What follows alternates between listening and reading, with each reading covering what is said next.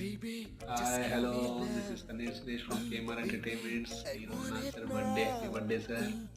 Shiva movie దగ్గర నుంచి ఇప్పటి వరకు ప్రతి మూవీ డిఫరెంట్గా తీస్తూ జనాల్లో కొత్త కొత్త వెళ్తూ కొత్త డైరెక్టర్ని ఎంకరేజ్ చేస్తూ ముందుకెళ్తున్నాడు సార్. ఇలాంటి బర్త్డేలు జరుపుకోవాలి.